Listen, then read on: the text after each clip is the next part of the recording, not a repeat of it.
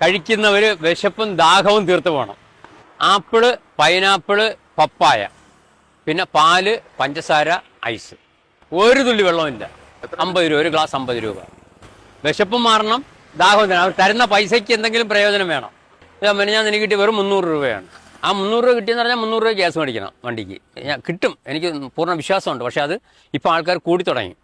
ഒരു ബക്കറ്റ് തീർന്നുകൊണ്ടിരുന്നത് വൈകുന്നേരം ആകുമ്പോൾ ഒരു ബക്കറ്റ്, ഇപ്പം ഉച്ചയാകുമ്പോഴേ ഒരു ബക്കറ്റ് തീരുന്നുണ്ട്.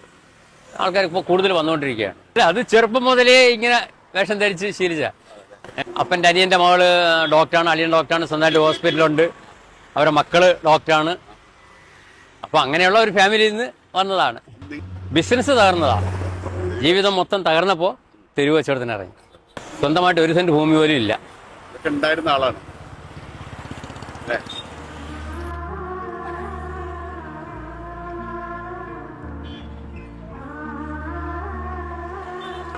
ഞങ്ങൾ 6 മക്കളാണ്, 9 മക്കളാണ്, 6 പെണ്ണും 3 ആണും. ഇതിൽ ഏറ്റവും നന്നായിട്ട് ജീവിച്ച ഞാനാണ്. ഇപ്പൊ ഏറ്റവും പരാജയപ്പെട്ട ഞാനാണ്. നമുക്ക് പിന്നെ വേറൊരു കാര്യം ഉണ്ടെന്ന് പറഞ്ഞാൽ, ഞാൻ കൊടുത്ത് ശീലിച്ച ഒരാളാണ്. എൻ്റെ ഫാദർ പഠിപ്പിച്ച അങ്ങനെയാണ്. കാരണം മറ്റുള്ളവരെ സഹായിക്കുക. നമ്മുടെ കാര്യമല്ല മെയിനായിട്ട് നോക്കാനുള്ളത്.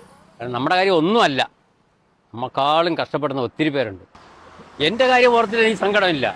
കാരണം എനിക്ക് ശരീരസുഖം ദൈവം തരുന്നുണ്ട് അധ്വാനിക്കാൻ. ഇതല്ലെങ്കിൽ വേറൊന്ന് കിട്ടുന്നത് നമ്മുടെ പോക്കറ്റിലല്ല വയ്ക്കാനുള്ളത്. ദൈവം നമുക്ക് ശരീരസുഖം തന്നാൽ മാത്രം മതി. ആ അധ്വാനിക്കുന്നത് കൊണ്ട് മറ്റുള്ളവർ കൂടി ഉപകരിക്കണം. അതാണ് ഞാൻ ഉദ്ദേശിക്കുന്നത്. ഷെഡ് കെട്ടാൻ സാമ്പത്തികം ഇല്ലാത്തതുകൊണ്ട് അത് കഴിഞ്ഞ വർഷം ചെയ്തത്. അപ്പോൾ ആ ഷെഡ് അങ്ങനെ പൊളിഞ്ഞു പോയി. പക്ഷെ ഇപ്പം അത് ഡെവലപ്പ് ചെയ്യാൻ കാശില്ല. 10,000 രൂപ ആവും ഷീറ്റൊക്കെ വാങ്ങുമ്പോഴേ.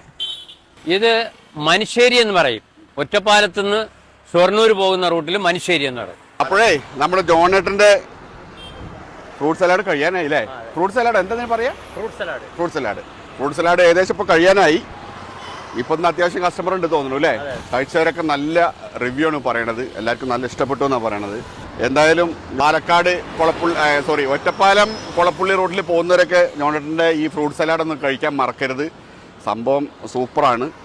അപ്പോൾ ജോണേട്ടാ ഞങ്ങൾ പോവാ. ഓക്കെ എന്നാ ശരി.